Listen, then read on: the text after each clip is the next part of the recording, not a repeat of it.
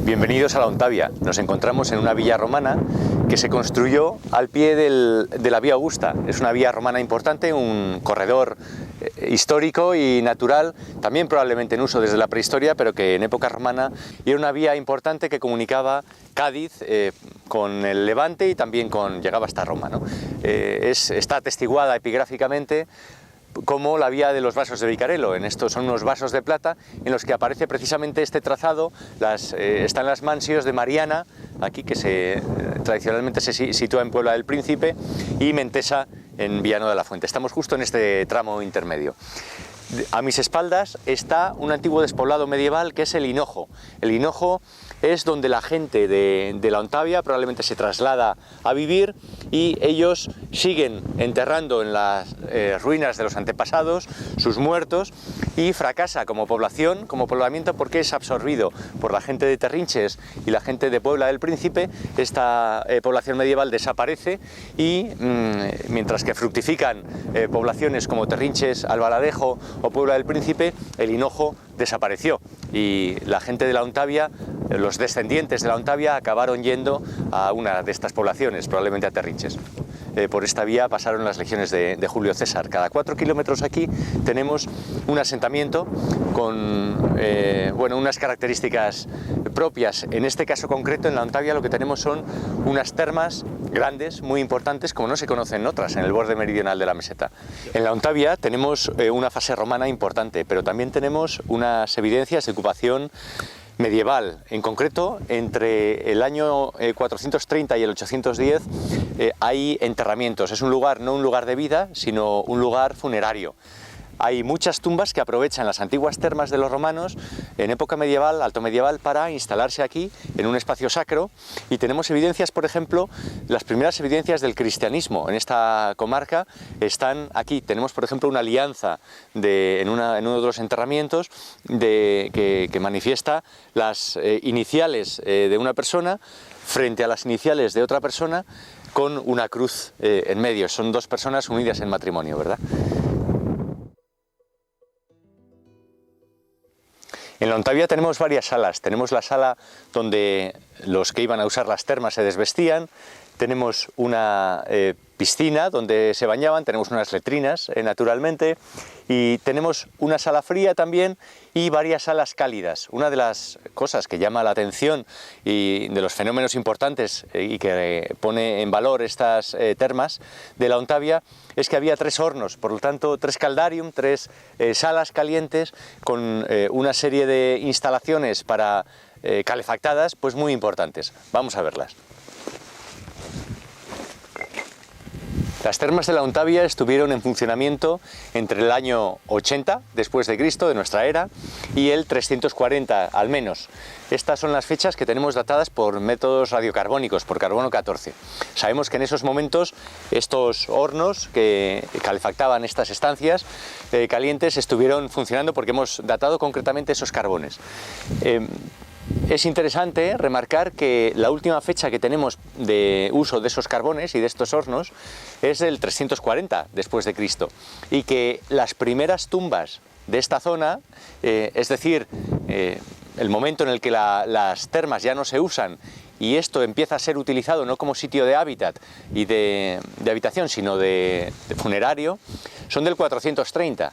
Es decir, tenemos ahí un momento de inicios del siglo V, en el que, finales del siglo IV, en el que la villa desaparece, el poblamiento aquí desaparece, y la gente se va de aquí por un proceso habitual en el resto de Hispania. Desaparece ese ocaso, la caída del Imperio Romano, ¿verdad? Y en época medieval lo que tenemos es que todos estos muros son aprovechados para, construyendo 2 paredes más, meter muertos en forma de tumbas y cementerio. En la Ontavia lo que hemos hecho es destapar, descubrir este yacimiento y estas termas romanas, y luego, con varios restauradores y programas de empleo, poner estos muros tal y como estaban en principio. se ha reconstruido, por ejemplo, este arco que estaba arruinado y caído aquí, y todas estas estancias se han protegido de las heladas con estas gravas que vemos, con distintos colores, indicando distintas ocupaciones y distintos funcionamientos de unas salas y otras, y hemos colocado unos estratos de intervención para que el visitante pueda perfectamente saber qué es lo que hemos aportado nosotros, que en este caso es este paquete de aquí, y qué es lo original, que en este caso es lo que está debajo de mis pies. Los romanos construían sus muros con mampostería, piedras de cuarcita, trabadas con una argamasa que era de cal, con pizarra machacada, pizarra que la traen de aquí, de justo las estribaciones de Sierra Morena que tengo a mis espaldas. Y bueno, pues ellos construían unos muros muy potentes, muy sólidos, que la verdad permanecen íntegros hasta nuestros días, y la necrópolis, el cementerio medieval que aprovecha este lugar romano como lugar de funerario, aprovecha estos muros. Aquí tenemos un buen ejemplo, y son, por ejemplo, estas dos tumbas se adosan al muro romano de forma que se ahorran construir un muro de la tumba. Ellos construyen simplemente con dos lajas la cabecera y los pies de la tumba y uno de los laterales, y a continuación adosan eso al muro romano. Hemos encontrado aquí varias decenas, muchas decenas, pues más de 60 tumbas con esta tipología.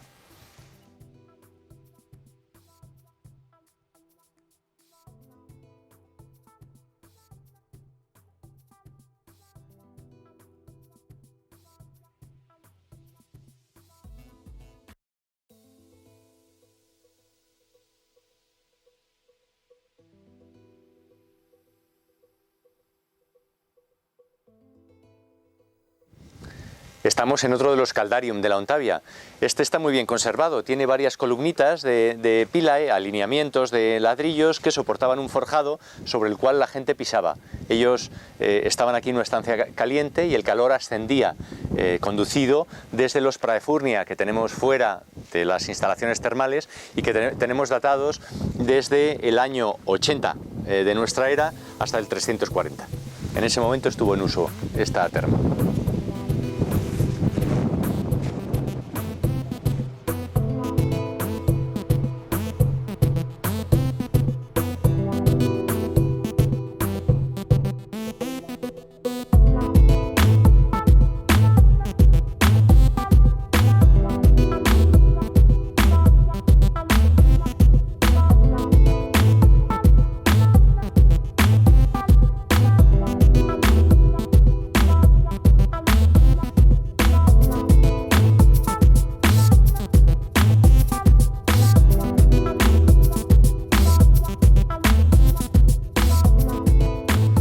Nos encontramos en el interior de la Sima de Castillejo del Bonete.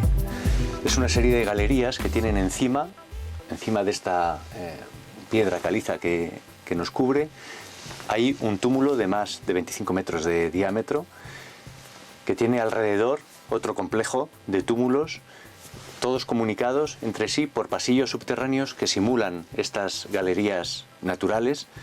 Están comunicados esos túmulos por pasillos artificiales. Son pasillos que intentan recrear las condiciones que se vivía en esta cueva. Es una cueva en la que hay oscuridad absoluta, de no ser por la iluminación que artificialmente se cree, y desde luego se recreaban unas condiciones de aislamiento sensorial, acústico, y una sensación en la piel también térmica de estabilidad y de humedad, pues muy peculiares, ¿no? En este interior de esta cueva de Castillejo del Bonete fueron depositados secundariamente huesos de los enterramientos de la Edad del Bronce y también objetos de ajuar. Nuestros antepasados de la prehistoria, en la Edad del Bronce, ellos acondicionaron ciertos espacios de esta gruta, cavidad subterránea, con muros y con machones de caliza. Aquí, por ejemplo, tenemos un muro que está cubierto, está en proceso de excavación, y lo estamos descubriendo en este momento, que está chapando, está tapando aquí una oquedad. Por otra parte, hemos visto que la caliza, la bóveda caliza, es estable, no tiene riesgo de desprendimientos, pero está sujetada por una serie de lajas de caliza que la soportan o crean una especie de machones de columnas. La cueva está llena de sedimento arqueológico, es una reserva arqueológica importante y que ha permanecido sellada y clausurada desde la Edad del Bronce, cuando el túmulo se clausuró, quedó colapsado, hasta nuestros días. Es una cueva que no se conocía en la actualidad, que la hemos descubierto con motivo de las excavaciones arqueológicas desarrolladas en Castillejo del Bonete. En este lugar hemos encontrado otra serie de lajas de caliza dispuestas para crear una galería. Conducen, sirven más que para sujetar la bóveda, que es estable, sirven para conducir y crear espacios. Tenemos una serie de simas que se dirigen hacia el interior, que están pendientes por descubrir, y bueno, otras que se dirigen hacia el exterior y atraviesan esta bóveda por una grieta que bueno, fue tapada por un túmulo grandísimo, de más de 20 metros de diámetro en la prehistoria. En Castillejo del Bonete nos encontramos varios corredores o pasillos que conducían hacia el túmulo principal, que está construido sobre la cueva subterránea, y esos corredores están construidos sobre la bóveda de caliza. Estamos en este momento encima de la gruta subterránea y lo que intentan es reproducir un símil en la superficie, un símil artificial de las galerías naturales que nos encontramos más abajo. Estos corredores naturalmente se encontraban cubiertos y el acceso al interior del túmulo era pues prácticamente subterráneo, a oscuras en su momento de uso. Nos encontramos en uno de los corredores de Castillejo del Bonete. Este corredor es abocinado, tiene forma de embudo y nos lo hemos encontrado lleno de piedras y de tierra.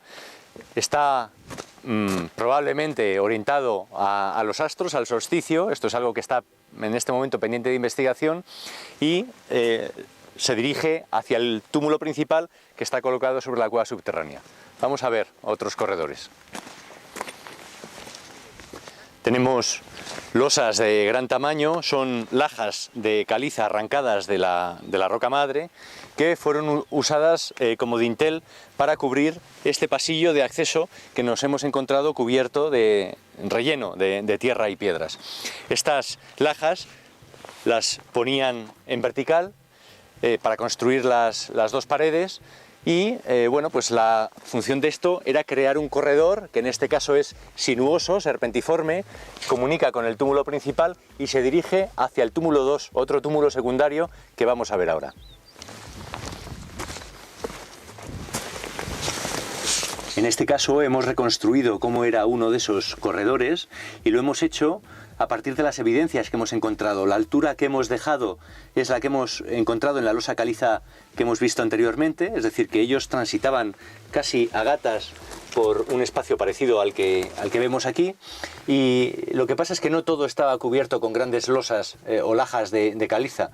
Probablemente ellos construyeron un entramado de vegetal que hemos encontrado desintegrado, sobre el cual colocaron unas losetas de piedra más pequeñas y solo reservaron las lajas de caliza grandes en la parte del corredor más próxima al túmulo principal. El resto simplemente había un entramado de madera soportando unas lajas, encima de la cual pusieron una cubierta de tierra, y eso recreó un ambiente de un pasillo sinuoso por el cual había que caminar a gatas durante más de 20 metros a oscuras, probablemente hasta llegar al túmulo principal.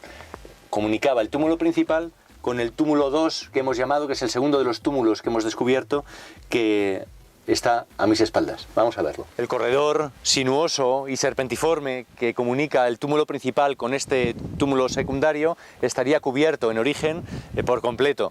Nosotros lo hemos encontrado relleno de tierra y piedras y lo hemos reconstruido parcialmente en un tramo intermedio.